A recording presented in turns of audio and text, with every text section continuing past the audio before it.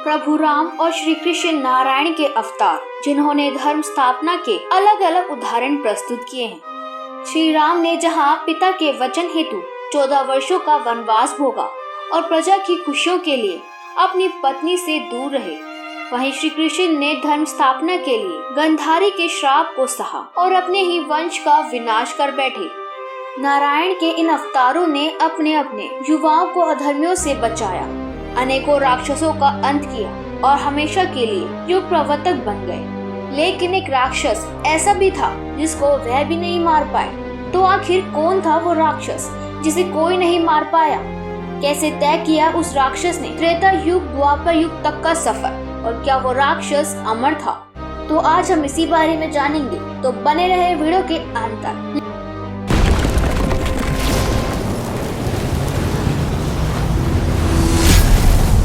लेकिन इस पर आगे बात करने से पहले हमारे चैनल को अवश्य सब्सक्राइब करें और जानकारी पसंद आए तो वीडियो को लाइक करो और कमेंट में जय श्री कृष्णा लिखना मत भूलें। तो बढ़ते हैं वीडियो की ओर। दोस्तों, बात तब की है जब प्रभु श्री राम रावण का वध कर सबके साथ अयोध्या लौट रहे थे।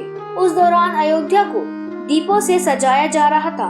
अयोध्या में चारों तरफ खुशियों का माहौल था और दीपावली की तरह उत्सव मनाया जा रहा था। लेकिन अयोध्या वापस आते समय माता सीता को कुछ याद आया। उन्होंने वनवास जाते हुए सरयू नदी को ये वचन दिया था, जिसके अनुसार अगर वो अपने पति श्री राम और देवर लक्ष्मण के साथ 14 साल का वनवास पूरा करके सकुशल अयोध्या वापस लौट आती हैं, तो विधि विधान के साथ सरयू नदी की पूजा अर्चना करेंगी। माता सीता ने जब ये बात श्री राम को बताई और वह अपने पुत्र समान देवर के साथ सरयू नदी की ओर बढ़ने लगी। जब राम भक्त बजरंगबली हनुमान जी ने दोनों को जाते देखा तो उनका पीछा करने लगे।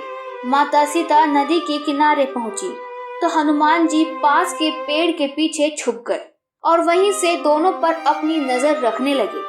वहीं पूजा आरंभ करने से पहले माता सीता ने लक्ष्मण जी को सरयू नदी से जल लाने के लिए कहा, जिसके बाद लक्ष्मण जल लाने के लिए नदी में उतर गए। वे जल भर ही रहे थे, तभी अचानक सरयू नदी के भीतर से एक बड़ा भयानक राक्षस निकला। राक्षस लक्ष्मण जी को निगलने के लिए आगे बढ़ा। वो राक्षस कोई और नहीं बल्कि अघासुर नामक वो राक्षस था, जिसको स्वयं भगवान शिव का विशेष आशीर्वाद प्राप्त था। जब माता सीता ने लक्ष्मण जी के पीछे उस भयानक राक्षस को देखा, तब वह स्वयं लक्ष्मण जी को बचाने सरयू नदी में उतर गई। माता सीता को सरयू नदी में उतरता देख सरयू माता स्वयं प्रकट हुई और सीता जी को आशीर्वाद देते हुए अघासुर के वध का मार्ग बताया। ये अद्भुत दृश्य हनुमान जी देख रहे थे, जो एक पेड़ के पीछे छुपे हुए थे। उन्होंने प्रभु श्री राम के सम्मुख उपस्थित होकर देवी सीता और लक्ष्मण जी के साथ की सारी घटना कह सुनाई। हनुमान जी की सारी बात सुनने के बाद भगवान राम मुस्कुराए और उन्होंने हनुमान जी को बताया कि इस राक्षस को भगवान शिव का वरदान प्राप्त है, इसलिए इसका वध मैं भी नहीं कर सकता। भगवान शिव के इस वरदान के अनुसार अघासुर का वध तभी किया जा सकता है जब सीता और लक्ष्मण ऊर्जा का निर्माण करें और हनुमान उस ऊर्जा का उपयोग एक शस्त्र के रूप में करें। प्रभु श्री राम की आज्ञा पाकर जब 4 प्रहर के पश्चात हनुमान जी सरयू नदी के, तो वहाँ राम जी ने जैसा बताया था वैसा ऊर्जा का निर्माण हो चुका था। उसी ऊर्जा से निर्मित शस्त्र से अघासुर का अंत किया गया और तत्पश्चात देवी सरयू ने माता सीता और लक्ष्मण जी को अपना आशीर्वाद देकर विदा किया। इसके अलावा द्वापर युग में भी हमें अघासुर नामक एक राक्षस का वर्णन मिलता है। पौराणिक कथाओं के अनुसार अघासुर एक राक्षस था। वह कंस का एक सेनापति तथा पूतना और बकासुर का छोटा भाई था।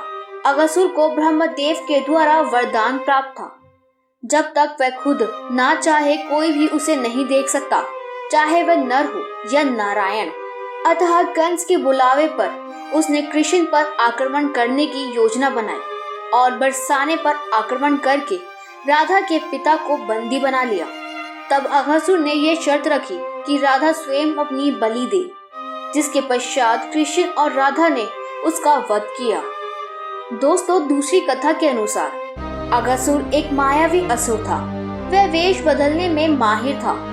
कंस ने कृष्ण को हानि पहुंचाने के लिए बकासुर के पश्चात अगसुर को भेजा। उस समय दोपहर के पहले का समय था। गाय चर रही थी, ग्वाल बाल इधर उधर घूम रहे थे और बाल कृष्ण चरती गायों को बड़े ध्यान से देख रहे थे। बाल कृष्ण इधर उधर देखते हैं कि उनके ग्वाल बालकों में कोई भी नहीं दिखाई पड़ रहा है। गौ रह रह कर पुकार रही है। बाल कृष्ण विस्मित होकर आगे बढ़े, ग्वालों को पुकारने लगे, उन्हें खोजने लगे, तो कोई उत्तर नहीं मिला और ना ही ग्वाल बाल दिखाई पड़े। श्री कृष्ण चिंतित होकर सोचने लगे, आखिर सब गए तो गए कहाँ? कोई उत्तर क्यों नहीं दे रहा है? श्री कृष्ण कुछ और आगे बढ़े। उन्होंने आगे जाकर जो कुछ देखा उससे उनके आश्चर्य की सीमा नहीं रही। एक भयानक अजगर मार्ग में पड़ा हुआ था जो जोर जोर से सांसें ले रहा था। वह कृष्ण को देखते ही और भी जोर जोर से सांसें लेने लगा। दोस्तों, वह अजगर नहीं, अजगर के रूप में अगसुर था। उसी ने अपनी सांसों द्वारा ग्वाल बालों को अपने पेट के अंदर खींच लिया था। उसने सोचा था कि वो कृष्ण को भी अपनी सांसों द्वारा अपने पेट के अंदर खींच लेगा। उसे क्या पता था कि जो कृष्ण सारे ब्रह्मांड को अपनी ओर खींच लेते हैं, उन्हें कौन खींच सकता है। अजगर के रूप में पड़े हुए अगसुर को देखते ही कृष्ण पहचान गए। वह अजगर और कोई नहीं, एक दैत्य है और इसी ने अपनी सांसों द्वारा ग्वाल बालकों को अपने पेट में खींच लिया है। वह सावधान हो गए।